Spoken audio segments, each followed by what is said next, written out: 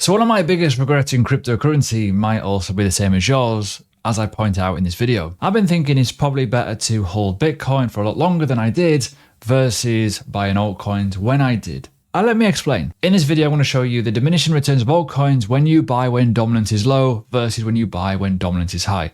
There's a massive difference. Don't worry, I'm going to show you how to rescue yourself and ultimately the learning points from this. But I myself have made this mistake. You'll see very clearly in the video when I bought at certain points and when I bought at different points. The first thing you need to figure out though and work out in your own head is forget USD prices for a little bit while we talk about this, because this will make it a little bit more clear. So let's get into it. Let's hit over 1,000 likes again and let me show you and let's put to bed the dominance argument for good. Let me explain to you what I've explained before in a previous video is the price that you get of your coins also have a formula price in Bitcoin worth. So let's just use a live example of Polkadot, random example here.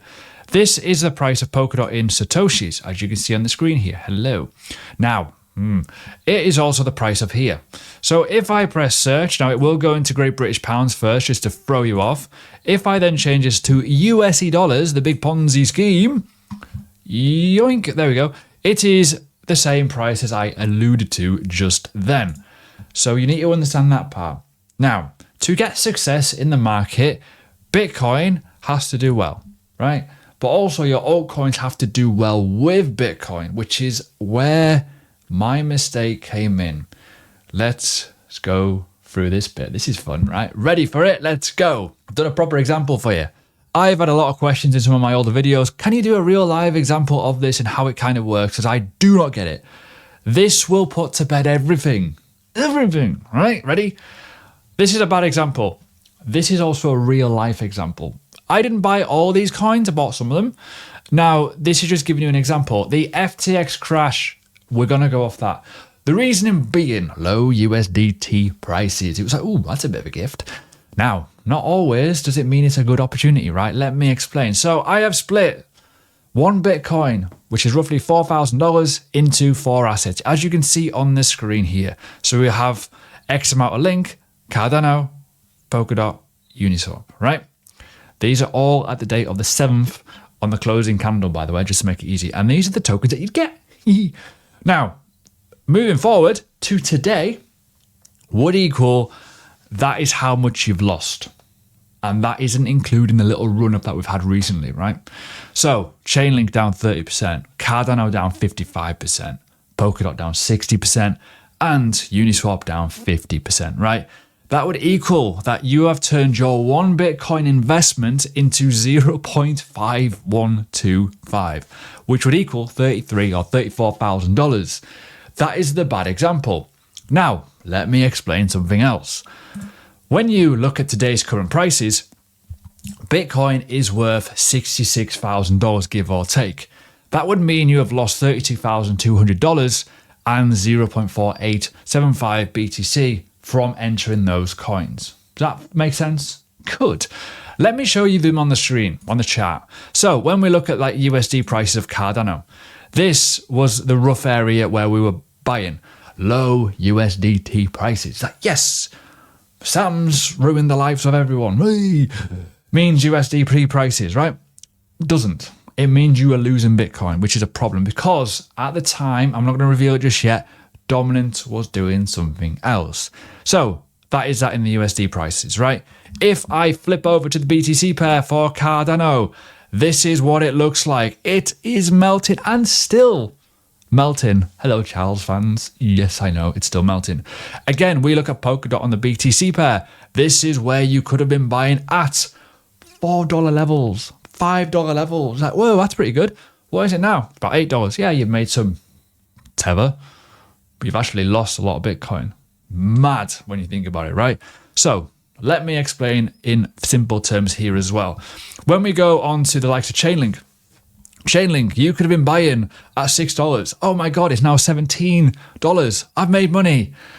But when you look back and you think to yourself, if I just bought one Bitcoin on the 7th of November, you'd be up. That's the point of this exercise, right? So yes, it's up in USD, but that's only because Bitcoins went from $16,000 to $66,000, right?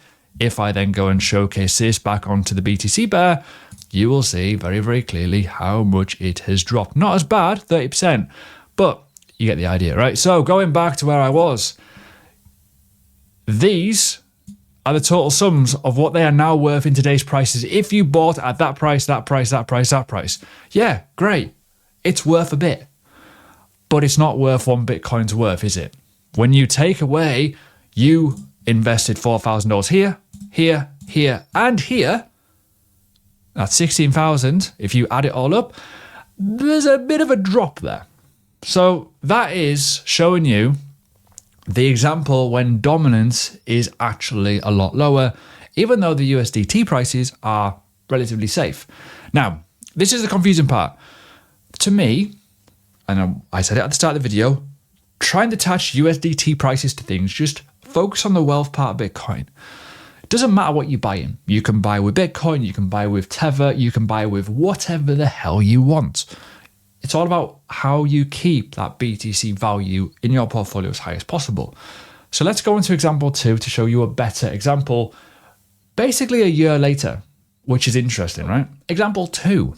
This is on the 30th of October, 2023, when dominance hit 54%. That's the only reason. However, this time, Bitcoin was worth $35,000 for one BTC, and we're going to do the exact same thing. We're going to split it up. So it's roughly, it's a little bit more. Let's be honest, it's doubling a bit. So with that said, you have a decent chunk in here. We have got MakerDAO. We have got Injective and Phantom. Random examples, right? Now, I could have used the exact same examples before. They would have actually given me a better result, because when I go back in time and I will showcase this, bear with me, when we look at the likes, I don't know, let's look at Chainlink. So I mentioned it before. We were looking at here. The next example is actually, where is it? About here. So much, much different in terms of results, right? As you can see, and less of a drop because dominance is much higher. I can showcase it again. Where's the other one? Cardano. Not the greatest example in the world, but you can see the picture here. We're kind of level. So may not be perfect, but it's all about the timing. Anyways, going back to where I was, because these are better examples of coins that are actually doing pretty well. Now, Maker, Injective, as you can imagine, right? So what actually happened here was very, very interesting. NIA is up 182%. MakerDAO is up 54%.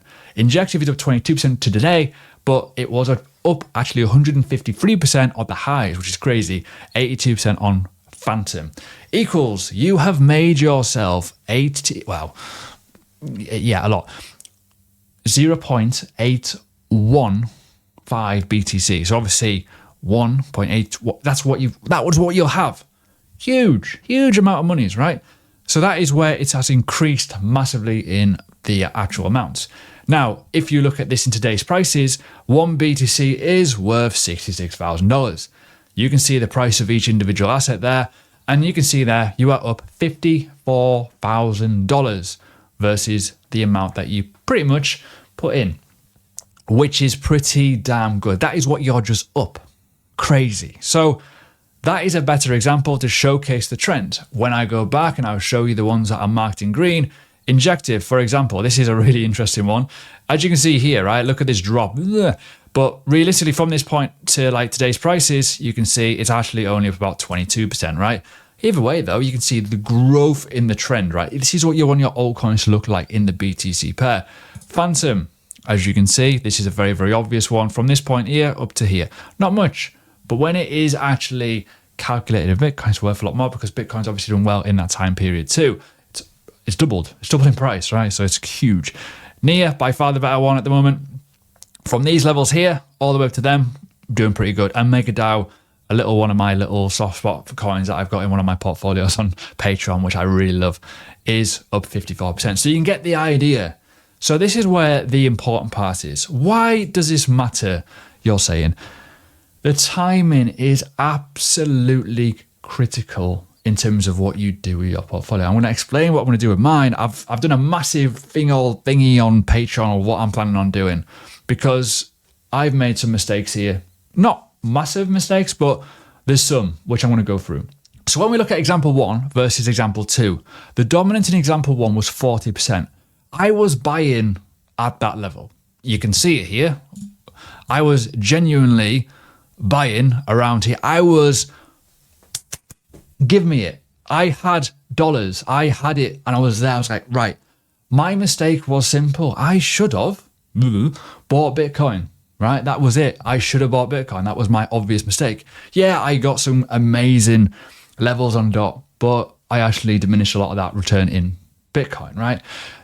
You get the idea. However, I did luckily rescue myself by buying better price levels at NEAR, for example. Other things I was buying a lot more closer to where we are right now, which is much better levels, right? So over time, it will average out. But when we talk about it in obvious terms, the dominance change is massive here, key. Bitcoin cost was also higher in example 2 versus example 1, which would obviously mean, well, diminishing returns of altcoins, which would mean opportunity to buy. Buying Bitcoins at the low in USD would have been beneficial when dominance is low. That is the take here. I should have bought Bitcoin. I should have put all my tether into Bitcoin there. It would have been the alpha play to use that Bitcoin that you bought in example 1 to rotate into altcoins when the dominance is high. Therefore, example 2. So I did a mixture of both of these, right? I had Bitcoin, bought a bit of Bitcoin, not a massive amount, but I also bought altcoins. That's where I went wrong. Example 2, yes, I have been buying a little bit of altcoins here and there in dips, certainly over the last, 3-4 months when dominance has been much higher. And that is certainly averaged out some of my mistakes, but not perfect, right? If I was to keep buying right now and keep plowing some money into that, yeah, it might well rescue it. But reality is the mistake has already been made, right? Now, my plan moving forward is relatively straightforward. It is to sell pretty much all of my altcoins into Bitcoin when dominance is low, which would indicate that the altcoins have hopefully risen and things have grown nicely. My plan is to rebuy back, although less altcoins than what I've got today, when dominance is much higher. Maybe 3 is what I've said on my Patreon. I've done a full-on plan there, and rinse repeat every single time. I still believe that dominance is a massive indicator to tell us when to buy altcoins and when not to buy altcoins, right? When we are looking at this was the 30th of October, by the way, when it hit these levels. And by the way, November time, we were down here. That is why I use those examples. It's really clear, an FTX crash and a high dominance, right? It certainly works, in my opinion. So some taking points that we can take away from this very, very simply. If you are struggling to understand this, time to buy Bitcoin is when dominance is low. That's the simplest thing. Or rotate altcoin profit certainly into Bitcoin at that point. Time to buy altcoins, certainly with Alteva or with your Bitcoin, is when dominance is much, much higher, right? That is the fundamental thing here. Now, the final thing here. Not every altcoin is going to do well, right? It's down to your altcoin. It's down to the team. It's down to the partnerships, the technology, any potential exploits, tokenomics. Get the idea, right? So I've shown you just then before, the likes of DOT is not doing great. The likes of Cardano is not doing great. But they've got network effect. They've got a big community. Eventually, money will rotate into the bigger cap coins because it's a safer bet. And then eventually you'll see the rise of the cream, essentially. Right? It tends to happen every cycle. Now, bear that in mind. It's an index. The dominance is an index. You have to do your own research, but you have to time it. If you understand timing, there's a much bigger probability of success if you're buying something obvious. So when we go back and look at some of these examples, you think, well, yeah, cool, I bought low tether, but the reality is my portfolio worth is worth a lot less. Now, one final thing before I go, promise. A lot of people do ask me, how do I calculate my wealth in Bitcoin, right? You can do this on CoinGecko. You can do this on Delta on the screen here. This is totally free, not sponsored in any way. But if you put in the dates of which you bought and the prices that you bought, it will calculate if you are up in Bitcoin or down in Bitcoin in your assets. Also do it in Ethereum, your native currency, and obviously dollars, right? Huge. So you can be able to see and track it. You need to track this shit, because if you don't track it, you're never going to know.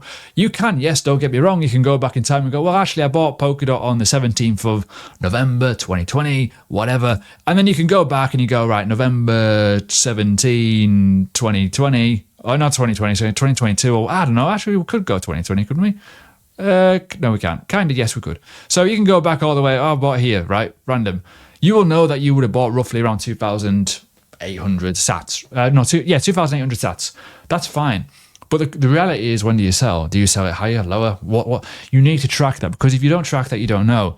Because when you do sell it, your Bitcoin worth of your portfolio will be higher, obviously. So you need to keep a track of that. That is one of the big points. I hope this answers all the questions by using a real live example. Now, it is very wishy-washy. As I say, it's an index. Sometimes your altcoins won't do the business. But there's a video floating around my head which will tell you why I sell into Bitcoin.